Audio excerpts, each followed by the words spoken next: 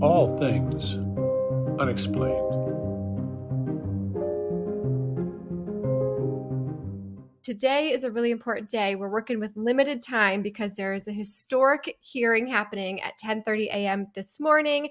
The Senate Armed Services Subcommittee of Emerging Threats and Capabilities is going to be hearing from AARO, which is the All Domain Anomaly Resolution Office. That's a whole lot to say right there. Anyways, they are talking about the potential for UFOs in the search of extraterrestrial life. And we have the guy who knows it all, Dr. Loeb, here to talk to us about a paper that he has co-authored with Sean Kirkpatrick, the head of AARO, as well as his search for extraterrestrial life. So we're going to start right there with what you're doing with the Galileo project and what you're looking for this summer. So tell us a little bit about that. Thank you. So the Galileo project was established about a year and a half ago, and it has three branches. One is to look for objects like the first interstellar object that was reported back in 2017, Oumuamua, and there will be a new survey telescope starting operation in about a year, and we are planning to look for the next Oumuamua so that we can get more data on it. This time we have the Webb telescope that could help us both infer the size of the object, how much of the sunlight it reflects, and whether it has any propulsion. So that's one aspect of the Galileo project. Another one is to go after anything left behind or relics, fragments from interstellar meteors. These are objects that came from outside the solar system and collided with Earth and burnt up in the Earth's atmosphere. And there were two of them that we discovered with my student. And we're going after the first one from 2014. It was actually discovered almost 4 years before Oumuamua, roughly a meter in size, and had a material strength that is tougher than all space rocks ever detected. All other 272 meteors in the catalog that NASA compiled, by at least a factor of 10 tougher in material strength. And the interesting question is whether it was a spacecraft, whether it was made of some artificial alloy. So we're going to the Pacific Ocean in a few months and aiming to collect the fragments left over from this explosion and figure out what the composition of this object was, whether it was natural or artificial, manufactured by an extraterrestrial civilization. So that's very exciting this summer 2023. Yes. But the third branch, which is the one we're talking about today, is to look at the sky and figure out whether there is any object that is not natural, unlike a bird or a bug, not human-made, like the balloons that the US government shut down a few months ago, or drones or airplanes. The question is whether there is anything else, something that looks as if it's technological because of the way it maneuvers, because of the image that shows that it has bolts and screws on it, but it behaves well beyond what our technologies are capable of doing. And so that's the fundamental question. And the reason we are doing that is because the government reports about objects of this type that do not classify as known human-made objects. And so we already have an observatory that is collecting data 24/7 in the infrared, in the optical, in the radio, and in audio on property of Harvard University. And we're using it to make sure that we understand how the observatory works, to test it. And we are analyzing the data with artificial intelligence to classify objects, whether they're natural or human-made or anything else. So far, what we see is still natural or human-made. But of course, it's a mixed bag in general, and the question is whether there is anything else. And our plans are to make copies of this first observatory. We need tens of them spread in many locations so that we can get enough statistics on these unidentified aerial phenomena that the government is talking about. And in a way, what we are doing is complementary to AARO. because AARO is a government organization in the Pentagon under also the Director of National Intelligence, and their main concern is national security. The government cannot ignore these UAP because some of them may represent adversaries. So they have to consider national security threats. Uh, in my opinion, scientists cannot ignore these objects because one of them or more may represent an extraterrestrial origin. And that's the reason that the Galileo project is engaged in trying to figure it out. Yes. We are happy to help the government in that regard. And the government, in a way, already is helping us because when they shoot down balloons, they reduce the clutter in the sky, right? And moreover, they discourage adversaries, other nations, from putting balloons above the US. So it's all a blessing for us because we don't need to worry about those objects. Right. So I have a couple questions for you based on a few things that you said. The object that collided in 2014, did you say that it's a meter? It's a meter in size? Yeah, so these are That's not very big. yeah, well, that's in 2014. That was the first object Right. from outside the solar system that was identified by humans. I mean, this time the U.S. government, and together with my student Amir Siraj, we calculated that this meteor must have originated from outside the solar system. So we Okay. submitted a paper for publication back in 2019, making this point, of course, inspired by Oumuamua. And the paper was not accepted for publication because my colleagues argued that they don't believe the US government. But then the Department of Defense issued a letter to NASA in last year, in which they confirmed that indeed this meteor, the 99.999%, Right. was from interstellar space. And they also released data about the fireball that it created about 10 kilometers over the Pacific Ocean. And we were able to infer that it's indeed tougher than all other space rocks that the government ever detected over the past decade. So 272 of them. And that makes it an outlier. And most recently, we were able to pinpoint the location of this explosion to within a kilometer, which is extremely important when we Okay. will go there to search for the fragments. So, Right. So how do you search for something that's a meter in size or fragments of it at the bottom of the ocean? I should say the fragments are the size. I mean, we don't know exactly their size because it depends on the composition, but we expect it because the energy released was a few percent of the energy output of the Hiroshima atomic bomb, and so we expect the object to have melted into tiny droplets, and each of which is roughly a millimeter or less, so smaller than the head of a pin. And so how do we expect to find those things? I mean, the ocean is about a mile deep, and Right. what we did is design a sled with magnets that will basically just scoop the ocean floor, just go over the surface and collect all the magnetized particles. The background is muck.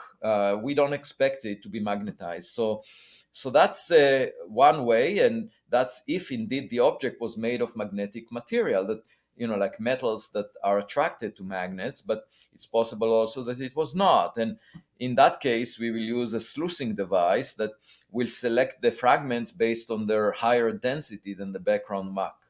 So we have two options to collect those fragments. It's a very challenging task, and of course, we have an A team in terms of experts that led some of the most, how should I say, the most ambitious expeditions, for example, to the deepest ocean point or to the Titanic. We have some of these people on the team, and I told them, one of them suggested that he will bring champagne just to celebrate. But I said we will not drink that champagne until we find something. I'm really, there is a chance that it will be so difficult that we won't be able Right. to find it. But we are trying. I mean, without trying, obviously, we will not find anything. Right. Well, very exciting. We're looking forward to hearing how that goes, and hopefully you'll come back and share with us the details after this summer. But given our limited time, I really want to dive into this paper that you co-authored with Sean Kirkpatrick, especially given what is going to take place in a half hour today. And I'm sure you've been heavily involved in that. So, Tim, did you want to dive into some of the details from that paper, and then we can ask a few pointed questions? Oh yeah. Well, first I want to revisit that fireball that was off the Papua New Guinea, wasn't Yes. it? For Yes, IM1. it's about 100 kilometers off the coast of MOUNCE Island, based on seismometer data that we analyzed. Yes. Oh, awesome. And Dr. Loeb, what motivated you to write this paper with Dr. Kirkpatrick? He just wrote an email to me one day that was about half a year ago and said, I will be in your area. Could we meet? Okay. I don't force myself on anyone. People just want to. We're all forcing ourselves on you. Yeah. Since my book came out in January 2021, about 2 years ago, I had maybe 2,500 interviews, and there were, I would say hundreds of people that came over to meet with me, many influential people, some multi-billionaires. That's how I got the Galileo project funded. I didn't do any fundraising. People just came to me. With the expedition, for example, we needed $1.5 million, and I announced our intent to go there. And then within a few months, I had a Zoom call with a funder, Charles Hoskinson, that contacted me and suggested to fund this expedition. So, that was very rewarding. And these are people that I didn't know before that came forward and said that they were inspired by the vision. And I have a new book coming out in August 2023 called Interstellar. And it talks about, the implications for humanity if we find anything in the coming months that is of great significance. And of course, the government may have some data already that is classified. I don't have access to that data. But when Sean Kirkpatrick suggested to meet me at my home, I said that would be great. And he came over and we had a nice discussion. And as a result of that, we wrote this paper. He suggested it. And by the way, the draft of the paper was ready, like I would say, back in December 2022. And I wanted to put some data in it because otherwise I thought that there isn't enough content. And then about a month ago, he contacted me again and asked, what about the paper? And I said, well, I'm not sure there is enough material in it. But then I sort of thought about it and I said, okay, well, let's move forward. And I put it on my website and then people went crazy. I don't fully understand it because I didn't expect anyone to pay any attention. Well, there's some serious things. You bring up some amazing things. And interestingly, we had you on our show in December, and I don't expect you to recall that because you've had so many interviews, but you mentioned to us that the director of AARO had come to your house and asked you to write a paper, and we mistakenly thought that the paper you were referring to was the one discussing UAPs in Ukraine. That's what we thought. We were like, why would he write a paper dispelling these UFO? Okay, so this makes more sense that this is the paper he wanted you to ask. But in this paper, you're talking about the potential for a mothership releasing these dandelion seeds to our planet to either, self-propagate here or to do scientific research, and that possibly they're using water to as their fuel and they're using solar power. There's a lot in this paper that, people are very interested in. And for those that have not read it yet, it's called The Physical Constraints on Unidentified Aerial Phenomena. And it's only on your website currently? Is that correct? Yeah, because there was so much response. People went crazy that I don't know if it will ever get published just because, I don't think it needs to be. There was so much attention. If there wasn't any attention, I think it would have been out by now on a public, website. But because of this response, I'm not sure what will happen to it, actually. I don't think it needs to be published. I think a lot of people have seen it already.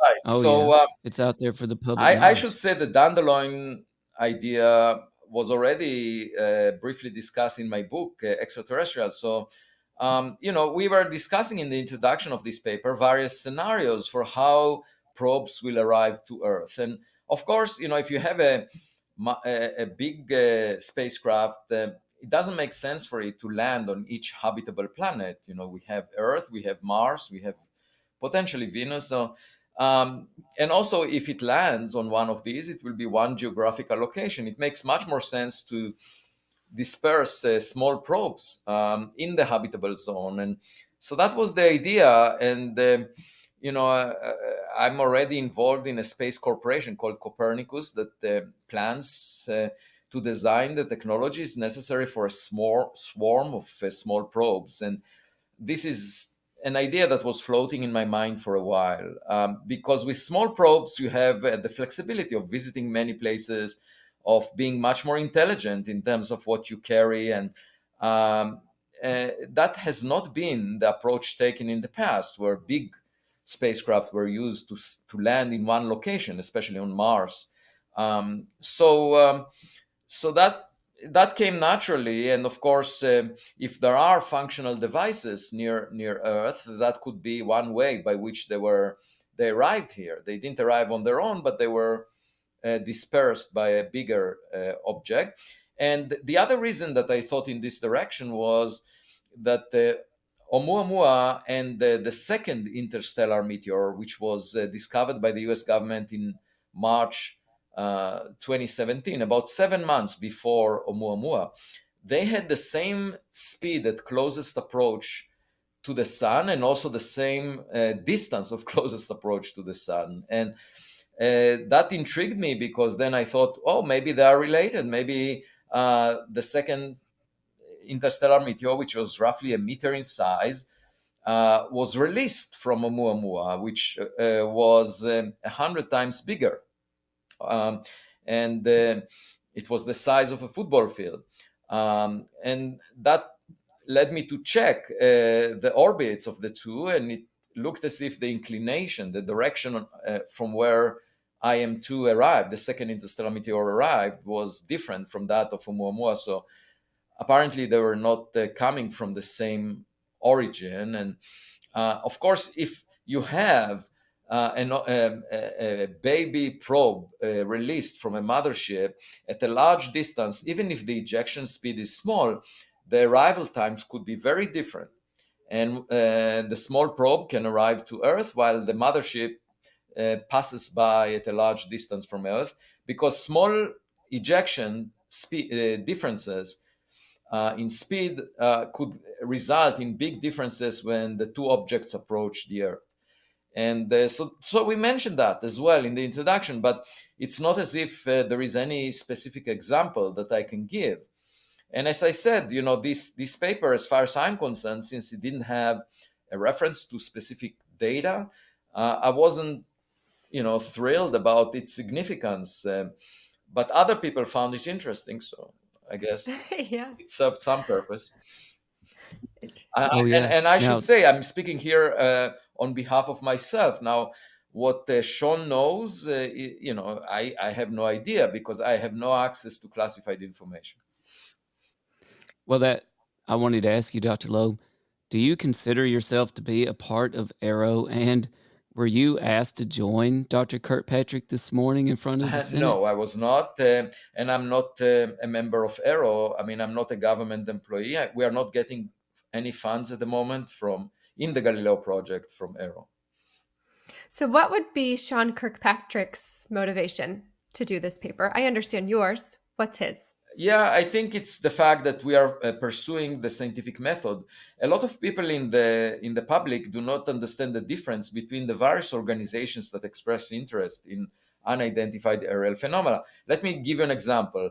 There was a Politico report about my paper with Sean Kirkpatrick that came out a few days ago, and in it there was a person that represents one organization that looks into archival data that was reported by citizens, things that are open in the public, and they have a beautiful website. I don't know how much funds they have, but it looks as if they have a lot of funding, and their representative that is responsible for collecting data was commenting in the Politico article. Now, I was curious because I never met that person. I checked him out, and it turns out that his credentials is in real estate. That's his profession, real estate. So clearly, he has no experience in science. And why would he be qualified to talk about objects in the atmosphere from a scientific perspective? He just made negative comments. So that's an example, okay, Right. of the culture that exists out there, of organizations that exist out there that say that they are really interested. Now, what are they doing? They're unable to build an observatory that will collect scientific data. So what they're doing is collecting data from private citizens that use their cell phones, that give them blurry images that say there is an object out there, but how can you tell if it's a drone or it's a balloon or it's just a hack? Someone can hack an image. But they are collecting it and they're saying, we are really interested. And he can say negative things about the Galileo project because he feels like he's also working on this subject. And then there are people that work on the subject by addressing religious aspects of UAP. Like, how is that related to what the Galileo project is doing? It has nothing to do with it. Religions can say whatever they want, but it has nothing to do with the scientific method, which is collecting data by scientific instruments that are under control, that are well calibrated, and that are documented and are repeatable. That's the scientific method. It's not going back to religious texts and saying, oh, there is a mention there of some object that could be a UAP. I'm therefore a scholar of religion and UAP, and therefore I'm equivalent to the Galileo project. Now, this is completely different. And then there are other organizations that some members of them had experiences. I saw something in my childhood, therefore I'm a believer. And then a group of those people come together and say, we are exploring UAP. Now, what are they exploring? They're exploring their experiences. And also I had a podcast interview just a few days ago of someone saying, well, I'm working in the political arena, and there we rely on people, only on people. So why wouldn't you consider eyewitness testimonies as evidence for science? And I say, well, look at any car accident when people are involved. You hear conflicting reports from people that were involved in the same event. So who would you believe? Look at FIFA that had the soccer World Cup in Qatar. They used cameras, video cameras, to infer whether there was a penalty or not. They didn't go to the players to ask them, what do you think? They didn't go to the benches or to the audience to say, to poll the audience. Everyone saw it. Everyone took photographs, like, what do you think? I mean, that's not the scientific approach. You can't rely on people. You have to rely on instruments. So the Galileo project is the first time in history, and within a few months, we'll collect more data than was ever collected in all the UAP reports throughout history in terms of the volume of data. It's just because we monitor the sky 24/7 with a dedicated observatory. It's not like we go for 5 days to Catalina Island and claim that we saw a hole in the clouds. Okay, like some groups say, that is not really. We're familiar think with I've this, seen that yes. show. The point is, going for 5 days and seeing a hole in the clouds is not a convincing scientific evidence. Yes. So it sounds like you have as many people supporting you as you do getting in your way. But for today's sake, AARO going to this committee meeting, are they trying to secure more funding to keep doing what they're doing? Are they presenting information that they've found? What can be expected from today's Yeah, hearing? so I think the distinguishing feature of AARO, and I really applaud that, is they want to address the nature of UAP using the scientific method. And that is the reason that Sean came to my home, that we had conversations. That's the reason that we wrote a paper together. And let me just mention one additional important point, that a lot of people interested in UAP claim that they have evidence for new physics. And the evidence they have is just because of crappy data that is incomplete, data in which you don't know the distance to an object, and therefore you claim that it violates the laws of physics, because it's possible, given the uncertainty, it's possible that there is new physics. Now, that's not the way science is done. Let me clarify that again. Science is not done by crappy data that allows new physics to exist. That is not the way new physics is uncovered. New physics is uncovered when you have exquisite data that it takes years and a lot of effort to collect with state-of-the-art instruments so that there is no way out. There is no other possible explanation that you can't use standard physics to explain what you found. So for that, you need to work really hard. You have to get really good data. Only with exceptional data you can argue for new physics, not with crappy data. Okay, and that sounds trivial, but when I criticize the Ukrainian astronomers that did not have reliable distance estimates, and other people claimed new physics based on the fact that 20 years ago there was the Tic Tac incident, that's not evidence that the Ukrainians are seeing the correct distance. The fact that 20 years ago the point is they need to measure a distance by triangulation, and only then let's start the conversation about new physics, but not before that. Okay, so that's another thing that that people that are not professional scientists do not fully understand, that to argue new physics, you really need no way out of explaining what you see from known physics. Okay, so you need exceptional data, and to collect exceptional data, you need to build the instruments, the observatory, and that takes a lot of effort. It's much easier to sit on the couch and express an opinion, or to write something on Twitter and express an opinion. Oh, I think this and that, and then say, I call my organization a UAP, an organization of UAP enthusiasts. You can do that without any effort. But there is a huge difference between doing that and actually investing a lot of your time in assembling state-of-the-art instruments that will give us conclusive data about the nature of UAP. It's very different. And people can, dismiss or say the Galileo project is just one out of 10 other. No, there is no other organization dedicated to this endeavor of putting effort of dozens of people building observatories to monitor the sky and collect state-of-the-art data. So is AARO trying to get funding to do that, to build state-of-the-art equipment to use? Well, I hope so, because we have a common objective, which is to apply the scientific method to UAP. Okay, so Yeah. that objective, as far as I'm concerned, is part of doing science. From their perspective, from the government perspective, it's really important to figure out what these unidentified objects are, because they may pose a national security threat.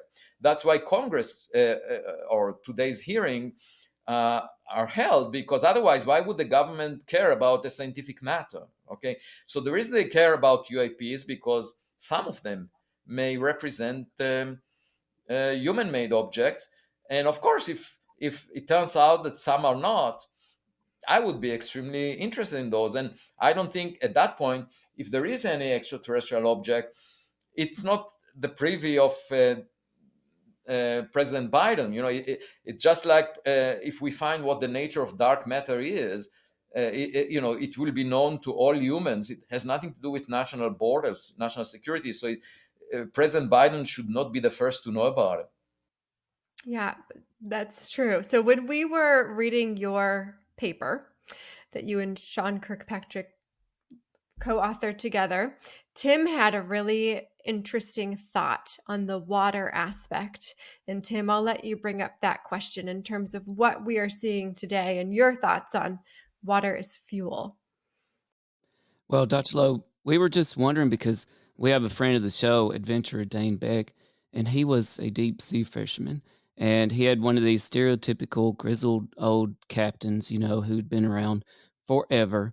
And he always told the other men on the ship about seeing UFOs over the water, and he would watch them sucking fish up out of the water. And everybody thought that was really puzzling, right? But then I read your paper and I'm like, wait a minute, what if they weren't sucking fish up out of the water, but they were just sucking, the fish were trapped in the water that they were sucking up to use as fuel. And we're talking about deep sea vessels hundreds of miles away from any land or any other military activity. But also, Dr. Loeb, concerning the water in your paper, a lot of these recent military encounters seem to involve UAPs over water. Was there any connection there between these military encounters over water and and the water in your Yeah, paper? so I heard those reports from people who witnessed unusual phenomena above the water, objects coming in and out of water. And if you notice congressional, the original congressional uh, definition of AARO was to investigate multi-medium objects, and there is a reason for that, because some of the reports talked about the objects getting into the water, and the question is what is going on, and uh, we don't know. I mean, I don't have access to any data that was collected by instruments, and so we plan to place Galileo observatories near the ocean and look for that kind of phenomena. And I'm intrigued by these reports, and of course, water can serve as fuel, depending on what engine the technology is using. So, and that could be also a reason for visiting the habitable region around the star, because far away from the star, the water is frozen into ice, and it's not as easy to use it. So you can imagine visits to the proximity of stars where liquid water exists and where life exists. Just if these probes are trying to explore those regions, and if we ever find a technological device that came from an extraterrestrial origin, the fundamental, I mean, of course, the first realization would be, hey, we didn't expect that. What's going on? And it will give also an answer to Fermi's paradox. Where is everybody? Well, they're just here in your backyard. You haven't noticed. But the second question, of course, is what does it mean? Okay, what are these probes seeking? And that could take us much more time to figure out, because it's like breaking a code. You have to see what kind of resources these probes are using, what kind of information they are seeking, where are they going. So that it's sort of like an intelligence operation where you're trying to figure out something that you have no clue about. And we can employ AI systems in the process of figuring it out. There is no protocol as to such encounters, and I think it makes no sense to have a protocol ahead of time, because our imagination may be limited to what we experienced in the past, and what we find may be completely different. In fact, yesterday I sent happy birthday wishes to the director and producer of Star Trek. He will turn 100 years old on May 1st. And here, Gene Roddenberry. sorry? Gene No, Roddenberry. Serensky. Oh, Serinsky. Oh, that's Star Yeah, Trek. and from 1966. And he replied and thanked me. And, when I took part in the Ignatius Forum in the Washington National Cathedral in November 2021, together with Jeff Bezos, Bezos said that when he was a kid, he watched Star Trek, and that inspired him to venture into space to establish Blue Origins. And it would be really interesting to compare what reality shows versus the scripts that were invented in the context of Star Trek or other science fiction movies. You see, my profession, my business, my interest is in science, and I want to separate the science from the fiction. And it may well be that the science will reveal results that are far more imaginative than the script of Star Trek. Just because humans, are responding to their experiences from the past, and we've never had such an encounter. Like, imagine seeing iPhone 100. What kind of Right. buttons will iPhone 100 have? Yes, no, very true. And it just seems like so many people are now starting to be really open to this topic and this idea. I know that there are, just like we said at the start of the show, there's podcasts about UFOs and UAPs all over the place. And I've been dying to ask you, just 2 weeks ago, we had people from the show, The Secret of Skinwalker Ranch on the History Channel. Do you know anything about that show or about that Oh ranch? yeah, because I attended a Q&A with Fugel, the owner of the ranch. Yeah. You did. Okay. So we know that now that Dr. Travis Taylor, who works on the ranch and on the show, was part of part of AARO. He was the head scientist for a bit there. What do you make of what's happening on that particular Yeah, so ranch? I'm worried about this ranch for a simple reason that its location is well known and that people talk about it as a site for UAP. And therefore, it's an invitation to all hackers. I mean, you know that a lot of hackers on the internet very often try to fool people. And in the same way, Mm. people can go there and transmit radio signals, change all kinds of things, just as just to confuse whoever is there. So that's the main worry that I have about the site that is well known and its location is public and was advertised on the History Channel. And for that reason, we will try to avoid advertising the locations of our observatories in the Galileo project because I don't want hackers to confuse us. Interesting. Okay, that wasn't something that I had given any thought to, but I suppose that, yeah, that people, I'm even thinking now they have a live stream of their skies, and certainly somebody could hack into that. And Right. okay, a very good thought. All right. Well, I do want to be respectful of your time today and of this hearing that's happening in just 10 minutes, which we're all excited. Is it public? Can we check it out Yes, it live? is public. It's open. There Okay. was an earlier phase which was closed, and that took place starting an hour ago. There's always that closed So some session of that, I and think, sir, that we will save can't for get closed session. into. Okay, so based on everything that we've talked about today, and it sounds like you have some people getting in your way, maybe some naysayers of the things that you do, and then lots of people that truly believe in what you're doing. What would be your takeaway for our listeners who might be skeptical about the search for extraterrestrial evidence?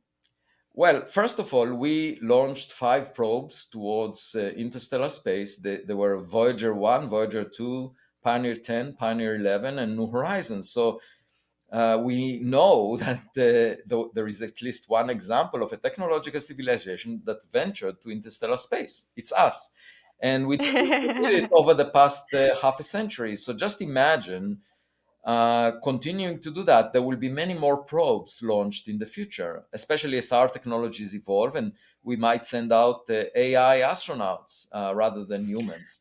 And I talk about it in my forthcoming book, Interstellar. And the point is, if we decided at some point to take the $2 trillion a year that we currently invest in military budgets and allocate it to space exploration, we could send a probe to every star in the Milky Way galaxy by the end of this century. Tens of billions of them, CubeSats.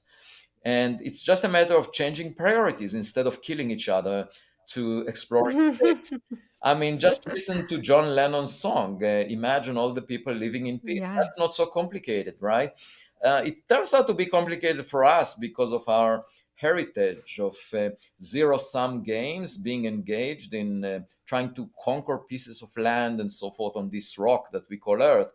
But if we do find evidence for another civilization that was much more intelligent than we are so far, perhaps it will inspire us to have different aspirations in space. And another benefit is that we will start treating each other as equal members of the human species. You know, a lot of the atrocities in human history were a result of a group of people feeling superior relative to other people. And that would make no sense if there is another civilization far more advanced than we are. And, Right. finally, Alan Turing, about a century ago, talked about the imitation game. That's the Turing test for AI Yes. systems like GPT-4 imitating humans, and for us to be able to tell whether we are interacting with a human or a machine.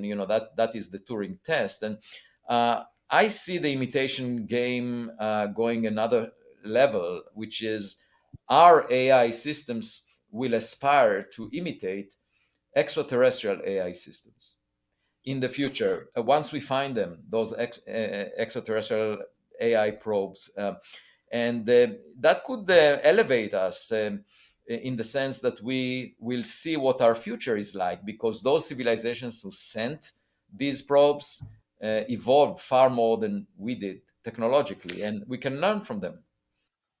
You mentioned something, and I'm going to butcher this, but in your paper with Sean Kirkpatrick about the potential for AI and 3D printing self-replicating, which is mind-boggling to Yeah, me. but Is if that you think something? about, this is just like imitating nature. I mean, nature does it already Right. and self-replicating machines use DNA in biology. And interestingly, this concept was thought about by von Neumann, a physicist, a year before the structure of the DNA was realized.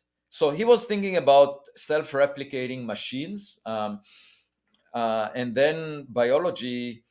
I mean, we realize that biology does it through the DNA, and of course, in the future, we can realize von Neumann's idea, and others may have realized it already using technology. And I should say that GPT-4 is getting close to being as complex as the human brain, because it has 100 trillion connections when the human brain has 600 trillion synapses. So it's getting close, and GPT-5 may exceed the complexity of the human brain. So we are already getting to a point where the machine will be as complex or more as the human brain. So we won't be able to figure it out. It may exhibit something that we will call free will. We may hold the machine responsible for what it's doing if it goes well beyond the qualities that it was trained on. And so we are getting, we created an alien in our technological belly. It's called the artificial intelligence. And that's an alien that we ourselves created. But let's look out for those that came to us from interstellar space. They may be quite more advanced. Yes, absolutely, they might be. Yeah. Let's hope we didn't create our own HAL, HAL, because I noticed something interesting about the AI is this capacity for hallucinations, also known as lies, which I thought was really Well, they interesting. imitate humans, so we all know that that's a weakness of human. Anyway, the hearing is starting in a couple of minutes. We are so thankful for everybody that tuned in. Send us your questions, send us your adventures. We hope that everybody will stay happy, stay strange, and listen to All Things Unexplained. Thank you, Dr. Loeb. Thanks, everybody. Thanks, Dr. Lowe. Thank you. Thanks for having me. All things unexplained.